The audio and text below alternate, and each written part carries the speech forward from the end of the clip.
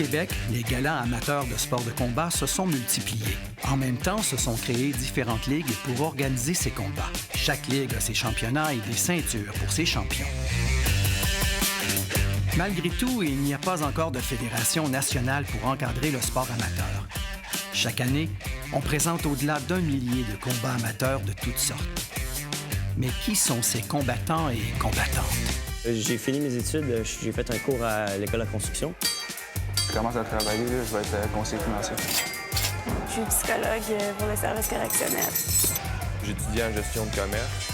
Je travaille au centre de recherche du CHUM. Moi, je travaille comme boucher. Moi, je suis soudeur.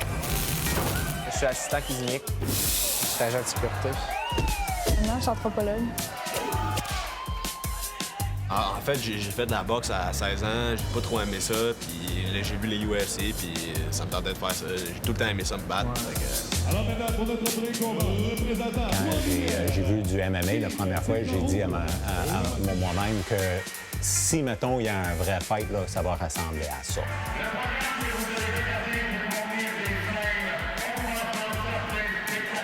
Je me suis tout le temps battu pareil partout. Puis que un moment donné, j'ai dit, bon, fuck off la bataille d'un bord, puis on va aller se battre sur un ring. C'est un peu en nous, dans le fond, de combattre.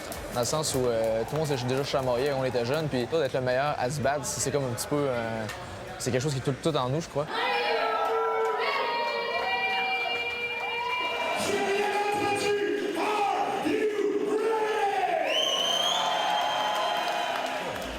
C'est ton combat. T'as du temps en masse pour travailler à soir, 3 rounds de 3 minutes. Faut que tu le fasses embarquer dans ton jeu. C'est ta game. Faut pas que t'embarques dans son jeu, tu comprends? Laisse-les pas s'approcher de toi. C'est sûr qu'au début, je m'attendais pas à faire des combats, puis même je trouvais ça extrême, je trouvais ça intense, puis je pensais peut-être pas à ça. Des belles combinaisons courtes puis rapides. T'attends! Faut que tu te débordes tout le temps.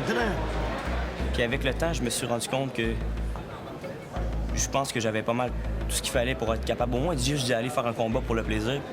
C'est ça, that's it. Court, rapide, précis. Ça a bien été, puis ça m'a motivé à vouloir en faire un autre, à m'entraîner encore plus fort.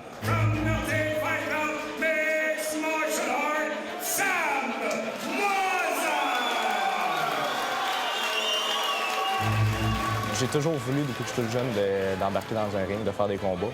Mais ça a pris longtemps avec je me décide que je sois comme game, si on peut dire, d'embarquer dans un ring.